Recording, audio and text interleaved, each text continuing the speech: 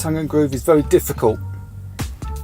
There's usually only one butt join per length, so if they're overlapped, if the butts are surrounded by not butts,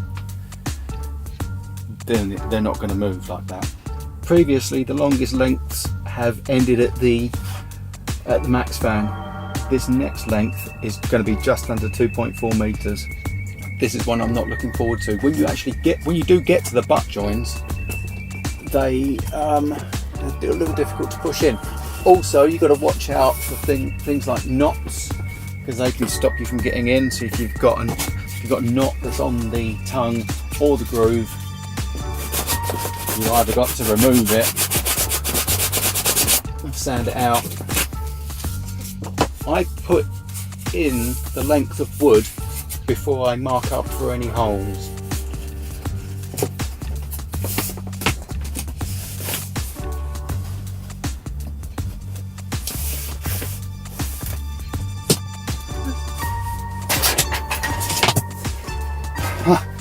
It's in, it's out, it's in, it's out.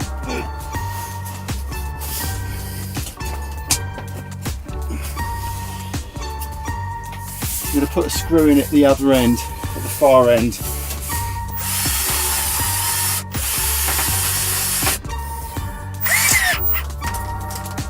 So I can get in underneath.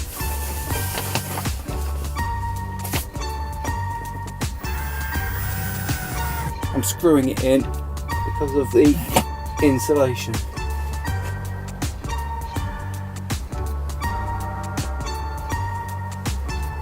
This is, in fact, so difficult. I don't know why tongue and groove has caught on. You've got to pilot the holes, otherwise you'll crack the wood. Countersink the holes. Now this is the delicate bit. Firm but gentle. You tuck it under behind the tongue and tap it in. Do not want to hit the tongue. Do not hit the tongue.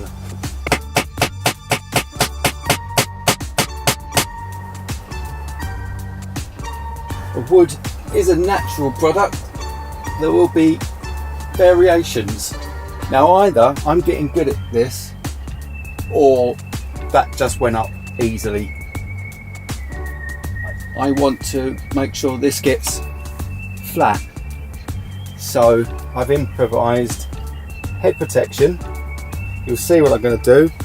The first couple of boards I did with no head protection, and I had a bruise on. I had dents in my head from pushing up. They're pushing up quite hard.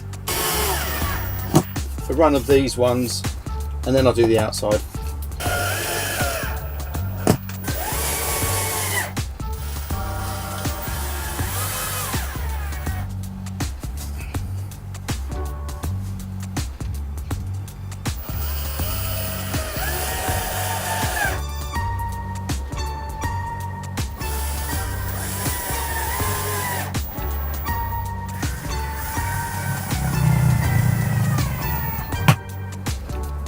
That's how I put up tongue and groove. Someone please tell me if there's an easier way, or put it in the comments. There really has got to be an easier way than this. Ceiling's done. The only board that I've yet to fix properly in place is this final board here. That's where I'm going to bring through the cable for the solar, which I don't have yet, but the cables are on order. The panels are going to have to wait until I have funds for that. I've run out of money. 20 centimetre wide Metod cupboards that are going to fill this gap here. So the bed is moved a little further back. I am going to cut these Metod cupboards around the wheel arch here. I've cut this shape out. This is the 9th and 10th time that I've cut that shape out.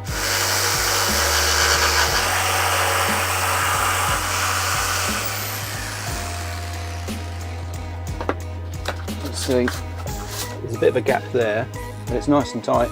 Otherwise, if it's a good fit, it's a good fit. Masking tape's on there just to keep it protected.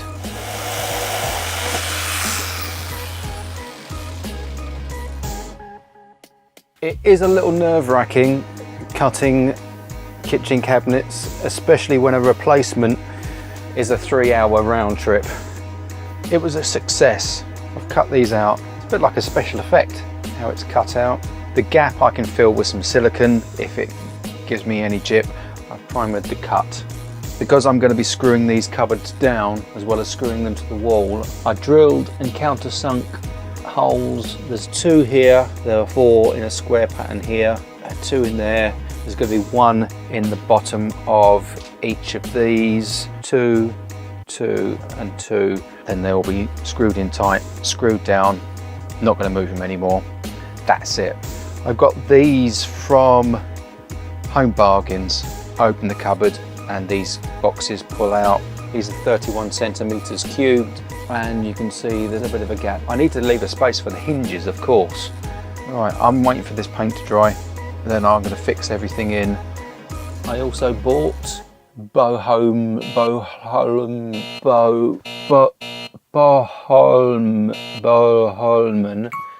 sink and Lil Viken waste trap, full depth sink.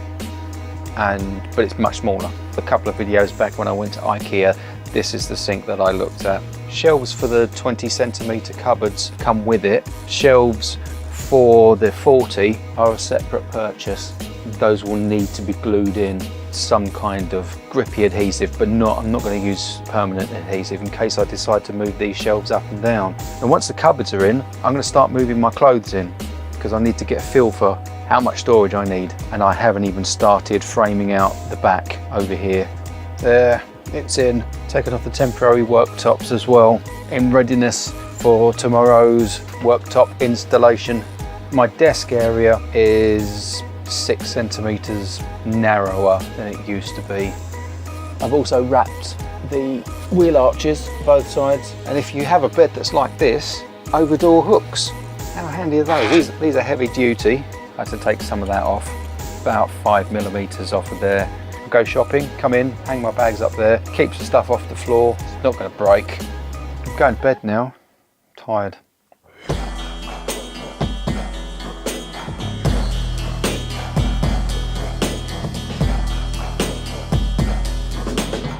I've cut my reclaimed worktops. I have to say they look pretty good. I've started on the trunking.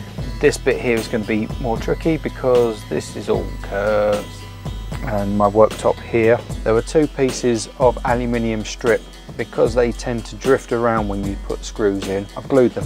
I can't put the sink into the worktop until the worktop is in its final resting place. See those metal supports there? This sink will fit just in between. I have bought myself a monitor arm. If you've seen the videos recently, you might remember that my monitor, it doesn't have mounting holes. I'm going to glue it on. I'm thinking that maybe I glue these on in this kind of pattern, and then these get glued on with the nuts sticking out, and then I bolt them from behind. But anyway, that's enough for me this weekend, so see you next time.